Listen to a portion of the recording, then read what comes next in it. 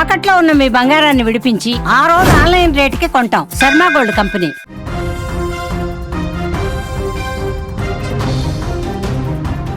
నాగర్ కర్నూలు జిల్లా బిజినపల్లిలో ఎస్ఐ హంగామా సృష్టించాడు. ఓ రోడ్డు ప్రమాదం కేసు గురించి బిజినపల్లి పోలీస్ స్టేషన్ వద్ద అర్ధరాత్రి బాధితులు నిరసన తెలుపుతూ ఉన్నారు. నిందితుడికి డ్రంక్ అండ్ డ్రైవ్ టెస్ట్ చేయాలని కూడా డిమాండ్ చేశారు. దీంతో ఆగ్రహంతో ఊగిపోయిన ఎస్ఐ బనీన్ ఇక్కడితో వచ్చి బాధితులపై వీరంగం సృష్టించాడని కూడా చెప్పుకోవచ్చు. యువకులను బూతులు తిడుతూ దాడి చేశాడు. ఒక్కసారిగా నాగర్ కర్నూలు జిల్లా బిజినపల్లి ఎస్ఐ వ్యవహార శైలి ఇప్పుడు చర్చనీయాంశంగా మారిందని కూడా చెప్పుకోవచ్చు. కొందరు రోడ్డు ప్రమాద బాధితులు పోలీస్ స్టేషన్ ముందు ధర్నా చేయడంతో ఆగ్రహానికి లోనిన ఎస్ఐ శ్రీనివాస్ బాధితులపై బూతులతో రెచ్చిపోయాడు. నోటికొచ్చినట్టు తిడుతూ కూడా వారిపై దాడికి పాల్పడ్డ ఘటన ఇప్పుడు సోషల్ మీడియాలో వైరల్ గా మారిందని చెప్పుకోవచ్చు. ఒకసారి మనం విజువల్లో కూడా చూడొచ్చు. ఆ ఎస్ఐ ఏ విధంగా ఆ యువకుల మీద తిడుతూ కూడా నోటికొచ్చినట్టు వాళ్ళ మీదకు ఒక్కసారిగా దాడికి దిగినట్లుగా కూడా తెలుస్తూ ఉంది. నాగర్ కర్నూలు జిల్లా బిజినపల్లి వెలిగొండ గేటు దగ్గర ఆటోను ఓ కారు ఢీకొట్టింది.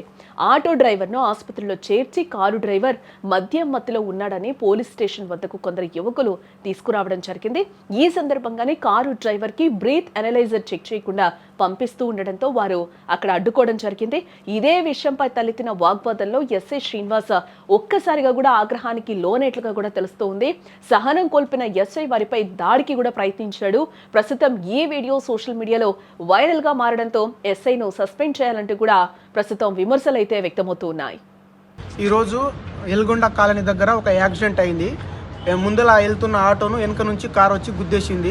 ఆటో అతనికి బాగా సీరియస్ అయినప్పుడు మేము ఇక్కడ వచ్చి నాగర్ కర్నూలు గవర్నమెంట్ హాస్పిటల్ వచ్చి అడ్మిట్ చేసినాము.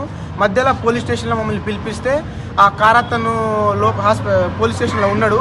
అక్కడ వచ్చి మేము అక్కడికి వెళ్ళినాక ఆ కార్ అతను బిజినపల్లి లోకల్ వాళ్ళు తోలుకుపోతుంటే మేము వచ్చి సార్ జస్ట్ ఇతన్ని డ్రంక్ అండ్ డ్రైవ్ టెస్ట్ చేయండి, బ్రీత్ అనాలిసిస్ టెస్ట్ చేసి తోలుకుపోండి, రేపు మాట్లాడుకుందామని మేము కూడా అంటే వద్దు అట్లా వద్దు మేము రేపు మాట్లాడుకుంటామని పంపిస్తుంటే మేము అడిగినాం క్యాండిడేట్ ఎందుకు అట్లా వెళ్తున్నారు మీరు అంటే మేము ఎస్ఐతో మాట్లాడినాం, ఏఎస్ఐతో మాట్లాడినాం, మేము దొరికిపోతాం రేపు చూసుకుంటామని వాళ్ళు కానిస్టేబుల్ వచ్చి ఎస్ఐ సార్ని పిలిపిస్తే ఎస్ఐ సార్ వచ్చి మమ్మల్ని బండ బూతులు తిట్టి ఎస్ఐ చెప్తుంటే కూడా మీరు వినరా అని చెప్పి ఎందుకు వచ్చి స్టేషన్లో వచ్చి మా మీద దాడి చేస్తారని చెప్పి మేము ఏం అనకముందే మమ్మల్ని వచ్చి యూనిఫామ్ లేకుండానే వచ్చి మమ్మల్ని కొట్టి మమ్మల్ని స్టేషన్ నుంచి పంపించి మా బండి గుంజుకొని మా మీదనే కేసు పెడతా అని చెప్పి మమ్మల్ని భయభ్రాంతులకు గురి చేస్తున్నాం, మమ్మల్ని భయపెడుతున్నాడు. ఈ విషయం గురించే మేము ఈరోజు ఇక్కడ ఎస్పీ ఆఫీస్ దగ్గరకు వచ్చినాము సార్.